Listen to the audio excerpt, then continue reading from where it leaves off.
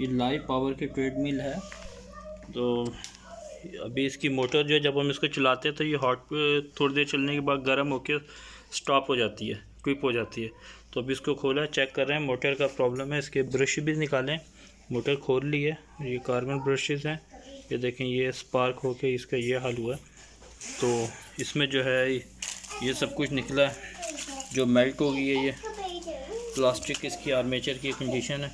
अभी ये carbon brushes पे ज़्यादा जो है कार्बन आने की वजह से भी ये इशू लग रहा है। वैसे तो फ्रीली है ये। अभी मैं इसको क्लीन करने लगा हूँ, अभी थोड़ा सा किया था, यानी कि एक वीडियो इस पर बना ली जाए।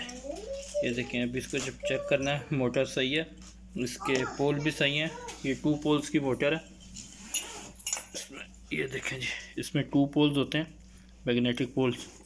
इन मोटर्स का ये होता है कि इनको वक्तन फ़वक्तन जो है, जब चलने के बाद इनकी मेंटेनेंस होनी चाहिए। अगर मेंटेनेंस नहीं होती तो आर्मेचर जो है, इसके कम्यूटेटर के ऊपर कार्बन ज़्यादा होने की वजह से फिर ये स्पार्क करने लग जाते हैं। और ये स्पार्क ही कर रहे थे। ये एक आध बार ये देखे, इधर जो है मेल्ट भी हुए हैं। क्या आप कंडीशन देख लें इस पर, ये मेल्ट हुए, यहाँ पे स्ट्रक हो गए थे। जब मैंने हाथ से घुमा के देखा तो अभी ये खोलिए, इसको चेक करता हूँ। उम्मीद है कि वाइंडिंग सही होगी, बच गई है, लेकिन हीटअप हुई है मोटर। अभी क्लीन करके इसको चला के देखते हैं। अगर तो ये चल जाती है तो वेल एंड गुड है, क्योंकि मैंने VDF की इसकी वोल्टेज भी चेक की है, स्पीड बढ़ा के VDF इंक्रीज़ भी कर रही है, वोल्टेज डिक्रीज़ भी कर रही है। तो जब बस लोड ऊपर जब खड़े होते हैं तब जाके ये ट्रिप कर जाती है, हीटअप हो जाती है। वैसे नॉर्मली वो चल रही है। तो अभी इसका जो है चेक करना है इसको। इसके लिए आपको मल्टीमीटर चाहिए और इसके हर पॉइंट टू पॉइंट भी चेक करना है। दूसरा तरीका ये कि अगर हम इसको नहीं खोलते तो बगैर खोले भी हम चेक कर सकते हैं, क्योंकि DC मोटर होती है इसकी, इसमें सिर्फ 2 ही पिनें होती हैं, एक रेड एंड ब्लैक।